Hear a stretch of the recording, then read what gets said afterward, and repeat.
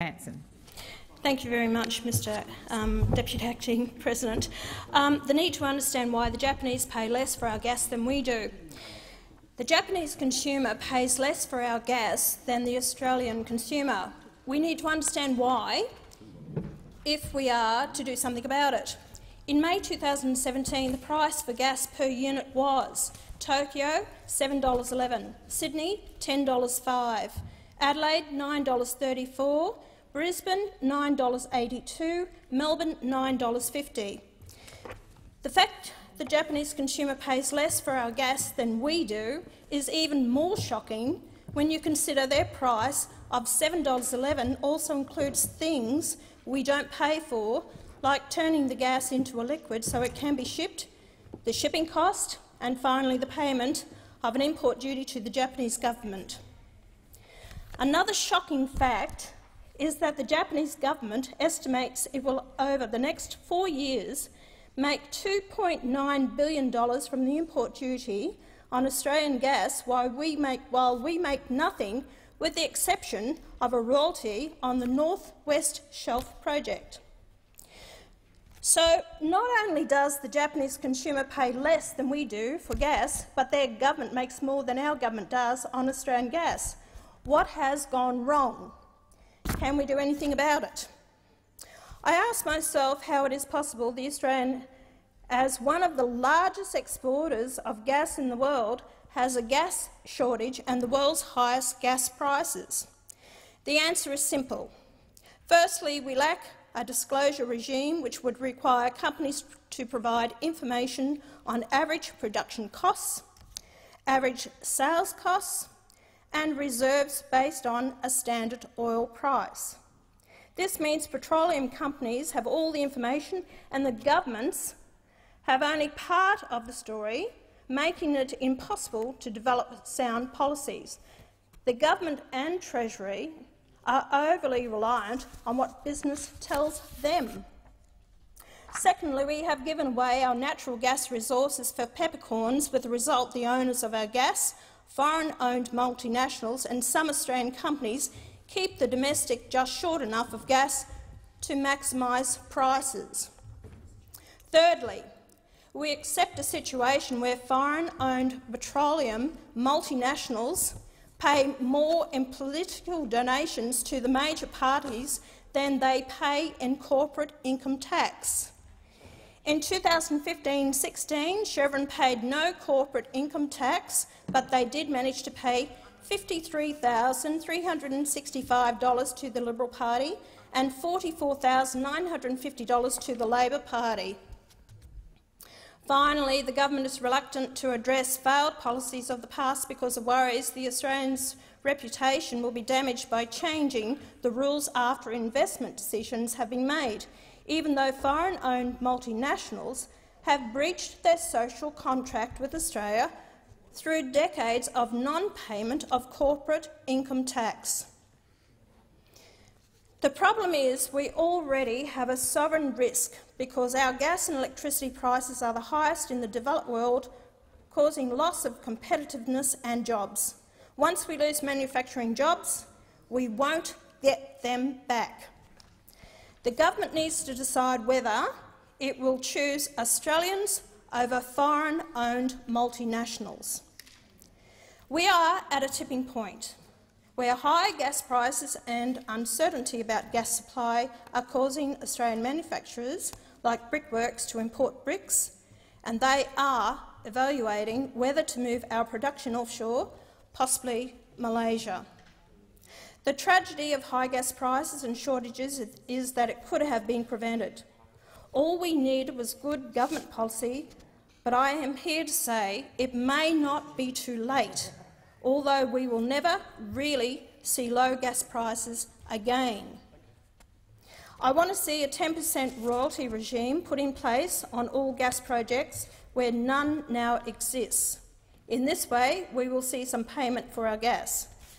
I want to see an Australian domestic gas reservation policy introduced, which will mean that 15% of all gas in Commonwealth waters and not already covered by the West Australian domestic gas reservation policy be provided to the government at cost price.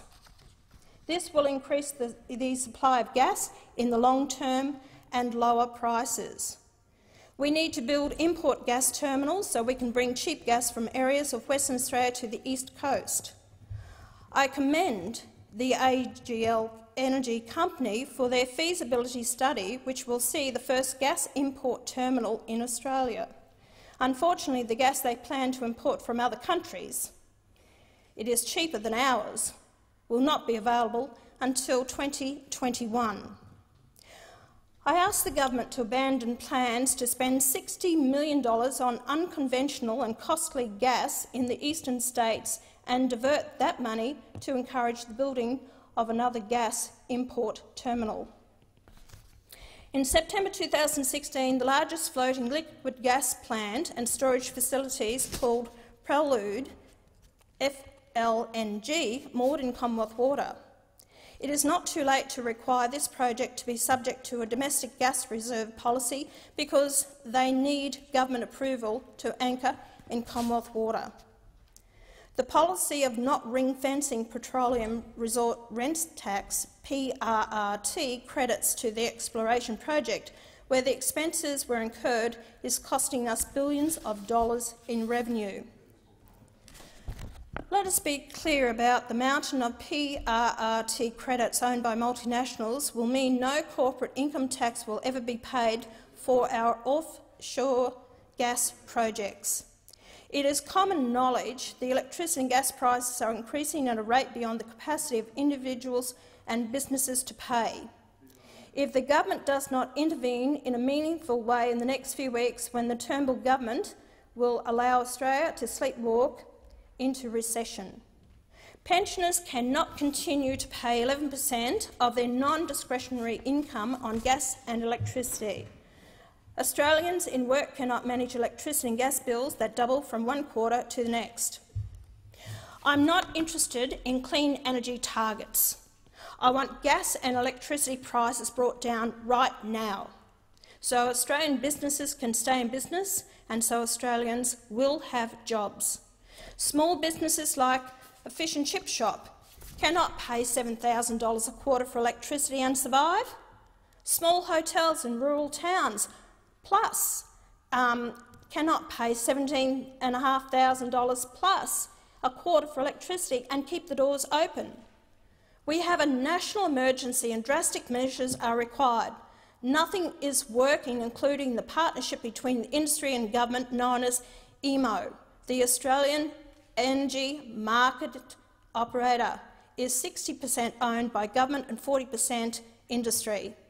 EMO has failed Australians and the government stands by and lets it continue.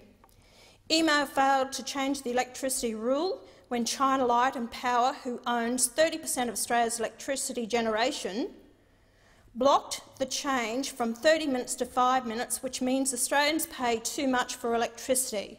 Once again, the sale of our precious assets to foreigners is costing us dearly.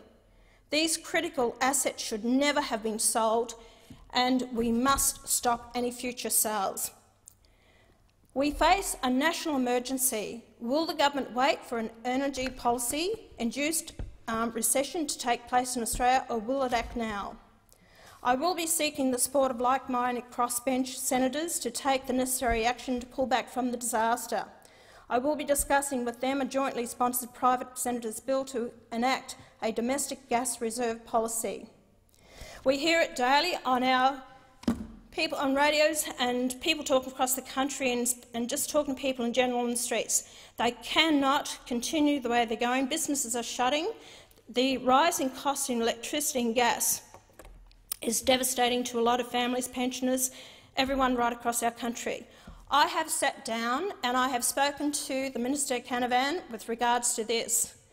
He was enlightened on quite a few issues because he knew nothing about it.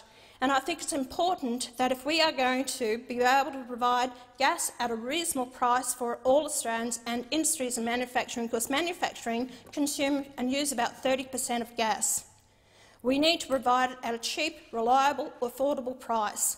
And we need to build more terminals, and we need to be able to say, you want our gas from WA, you have to give us at least 15% before you can actually ship it out of this country and make more out of it from other countries. Thank you. Thank you, Senator Hanson.